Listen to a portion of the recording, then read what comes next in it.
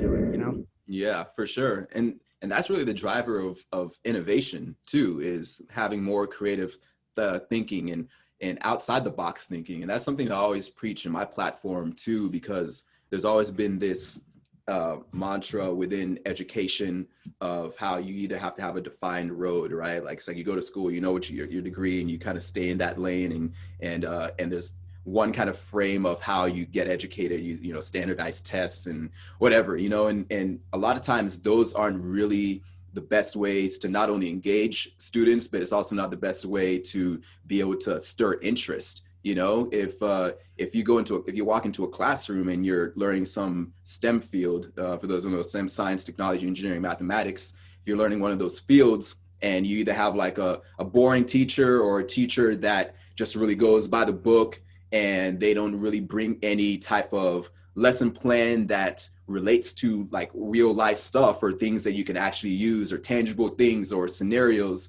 a lot of times you get people that just fall out of interest for it. Not necessarily that they don't care about the subject or care about what's being taught, but the way that you're teaching, the way you're presenting it, you're not thinking creatively. You're not presenting in a creative way that sparks that interest or gets that wheel spinning in a student's head, you know? And it's not like, oh, everybody necessarily needs to go into a science or have a scientific mind, but sometimes that creativity of just being a teacher, just presenting material in a new, interesting way can now spark something that may have never been sparked before because of that connection that they were able to make, you know? And so creativity is important in all aspects, you know, not just you going as an entrepreneur or doing some independent field, but in any field, in any type of educational format, having that creative element is always important, because creativity is the crux of you being able to learn more and you wanting to be more curious about the world around you and things around you and engaging with people and asking questions, you know. And I always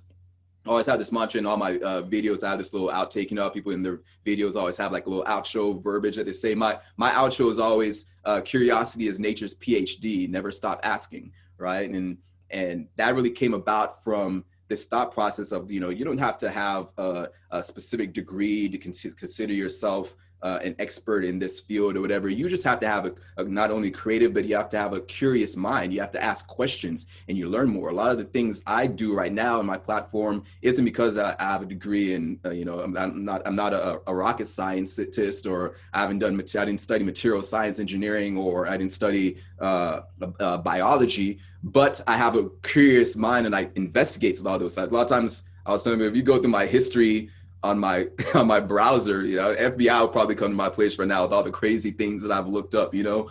But it's just because I'm curious and I want to learn more, and I get into these like crazy wormholes of just learning more and absorbing more knowledge. And a lot of times you can learn so much more about the world around you and end up diving into other different fields and other areas just by asking those questions, and you can become an expert. And that's the crazy thing about now having so much access to technology and different things around you, and podcasts and resources and tools and social media. You have so many different avenues that you can learn from.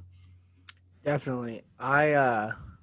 So I really do think teaching is the most underappreciated Yeah. profession. And 100%. I'm talking about teaching for like, obviously like kids, like the youth, seniors in high school to kindergartners, even preschoolers, not really professors because the kids want to be there, but teaching just because you could have a bad teacher. Everyone's had a bad teacher, you know? Oh yeah. And, We've all had bad yeah. teachers.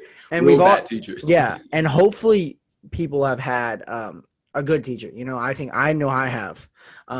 So we know where the cutoff is, and we know what the standard should be, but it seems to be like, because if you think in your mind, the best people fit should teach the youth, you know, we would think that, but it's become I mean, I can't speak for other countries, but definitely for American society, it's been something that, not that you do if you can't, but like you do that if you can't, like, it's almost like this, there's always this saying, like, if you fail at something, you teach it, you know, or whatever. And I think there's something wrong with that, because there should be people who want to teach kids, you know, being teachers, because it's so influential.